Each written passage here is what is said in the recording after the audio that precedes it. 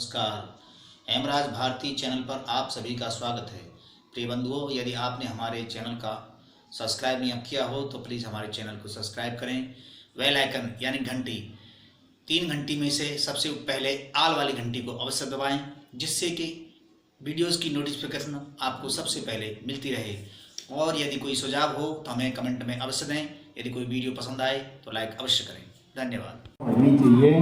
और सुखदेव जी कहा करते थे, जब मैं यहाँ अनाज संग्रह करने आता था तो कहते आचार्य जी कितनी बोरी चाहिए? हम डॉक्टर साहब 10-12 दे दो, 15 रख जाओ यहाँ। तो मैंने कहा मुझे, फिर मैं यहाँ रुकूँ तो तुम्हें रुकने की जरूरत ही ना। ये तो इतना बढ़िया गांव है कि तुम्हें तो विद्वान आदमी सपेरे भी आ जाए उन्हें जन्म तैयार बैठे, सपेरे भी आ जाए और तेरी गाँव देने तैयारी बैठा। तो बड़ा उदार गांव है। और ऐसी स्थिति में यथार्थ काम के लिए, जैसा कि अभी कहा था, आर्यवीर दल इसका शिविर जरूर लगाओ। बिना इसके लगाए नौजवान नहीं जुड़ता। और निर्माण हमेशा ध्यान रखना जो है नौजवान का ही होना। मशीह ध्यान ने लिखा है कि बच्चों को समझा दें कि आयु निकलने के साथ ही सुधार हाथ से निकल जाता है। समझ लेना, आयु निकलने के साथ में सुधार हाथ से निकल जाता है। अब जैसे बड़ी उम्र हो गई, अब आप चाहें कि हम पहलवान निकलने नहीं हो पाए तो भगत सिंह जी, यदि आप चाहें कि हम वेद पढ़ लें, जाकर के कहाँ पढ़ पाओगे? तो जैसे आयु निकल जाती है तो सुधार भी हाथ से निकल जाता है। आपकी तो आयु निकल गई। ध्यान रखना, दोष पीढ़ी का नहीं है। मैं जब आगरा इंटर करने के बाद में बीए कर रहा था तब नहीं याद समाज का परिचय हुआ। तब कितनी लेट हुआ। और मेरी स्मरण शक्ति इतनी बढ़िया थी, लाखन सिंह जी गाँव में लोग हमें पकड़ लेते थे। तो तुम्हारे जो हरिश्चंद्र लीला, प्रहलाद लीला और जो नरसिंह वाद्य सब कंठस्थ थे, सारी आला कंठस्थ थी। गाँव वाले पकड़ ले, गाँव बैठते नहीं, गाँव वाले पकड़ लेते या छोरा पकड़ ले जो सुनाए दे वो, और हमें सुनाते सुनाते सब याद हो जाती। तो अब तक हमें अब भी वही याद है। अब मैं सोचता हूँ कि काश बालकपन में हमें दिशा मिल जाती और बढ़िया कोई गुरुकुल मिल जाता तो मैं दावा करता हूँ चारों वेद कंठस्थ होते। कूड़ा याद करते रहे, बढ़िया चीज याद नहीं हुई। तो उस उम्र में जाकर के फिर जाकर के आदमी सोचता है ये पहले क्यों नहीं मिल गई।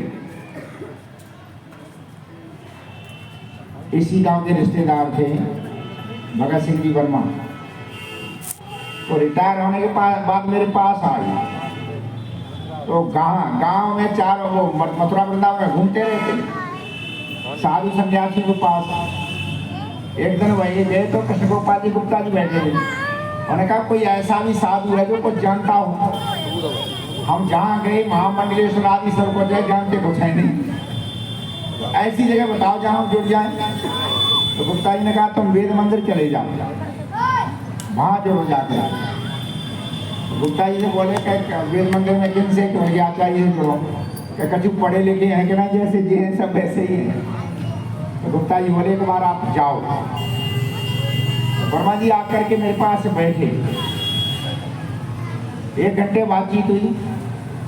बातचीत के बाद दूसरे दिन फिर आए, तीसरे दिन फिर आए, चौथे दिन रास्ते में जब आ रहे उन्होंने फोन किया कभी आ जाऊँ। मैंने कहा नहीं। अजी क्यों? मैंने आप आ जाते मेरा समय बहुत चला जाता, अब मेरे बहुत काम रहते। तो उन्होंने कहा कि ऐसा है कि आप अपने काम करो, मुझे तो एक छात्र समझो, मैं आऊँगा मुझे पढ़ाने बैठा दो और मैं आज से आपका विद्यार्थी हूँ। लेकिन उन्होंने कहा नहीं, आजीवन इस नियम को निभाया भी। विद्यार्थी बनकर के ही रहे हो। लोग कहते थे वर्मा जी में ये परिवर्तन कैसे आया? यहाँ तक कि गोवर्धन में उनके समझ ही आए। उन्होंने कहा कि हमें हम बरसाने की होली दिखा दो। बोले आचार्य से पूछूंगा तभी जा पाऊंगा, मैं तो विद्यार्थी हूँ। तो मेरे पास आए कि आचार्य समझ कहते होली दिखा ला। मैं क्या दिखा ला? मैं क्या वर्मा जी चले जाते हैं ना, आप तो विद्यार्थी हैं, पूछ के ही जाना। कोई भी कार्य थे सदा पूछ के करते रहे। तो अपने अनुभव बताते। ब्रह्मचारी पढ़ रहे बैठे, ऐसे कहे बालकों भाई तुम इस मौके को समझो। तो आचार्य जी पढ़ा रहे इस विद्या को समझो।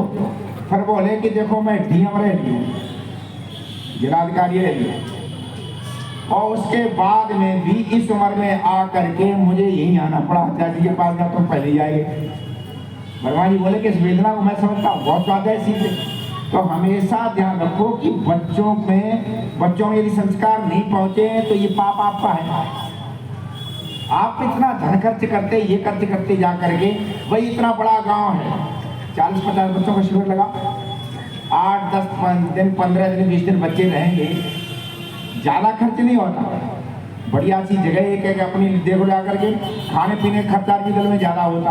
तो गांव के ही बच्चे हैं, आप अपने घर से जाओ एक बच्चे का भाई खर्चा क्या भाई, भंडारा करो, यूं करो, बच्चों करो, ये करो भाई। 50 बच्चों का शिविर है तो 50 बच्चों का 50 घर तलाश लो, 100 का है 100 घर तलाश। अच्छा 100 घर से भोजन आना मैंने देखा है कि जब कह दो ना कि शिविर लगना, धन्यवाद, शिविर लगना है, तो मैंने देखा है कि गृहस्थी लोग बैठो बाद में कह लियो, अब हमें कह लेने तो फिर तुम कह लिए। तो मैं ये कह रहा हूँ कि जैसे 100 बच्चों का शिविर लगना, 50 बच्चों का लगना, शिक्षक यहाँ आ जाएंगे, आपको 100 घरों से रोटी खिलानी है। और मैंने देखा है इस नाम पर लोग खुशी देते हैं, दो बच्चे कर दो, 2 आदमी चले जाओ, 100 घर से रोटी ले आओ, यही खिला दो, सारे खर्चे तुम्हारे बच जाएंगे। अच्छा थोड़ा बहुत तुम्हें जो चंदा कर लेते हो उसमें शिक्षक आते हो, उनकी दक्षिणा कर दो। अंतिम दिन एक विशाल कार्यक्रम करो प्रदर्शन का, जो आपको लगे कि हमारे बच्चों ने क्या क्या सीखा है। तो यूं करके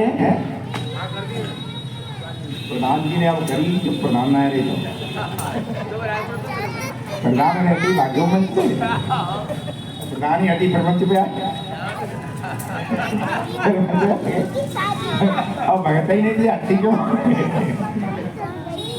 है ना।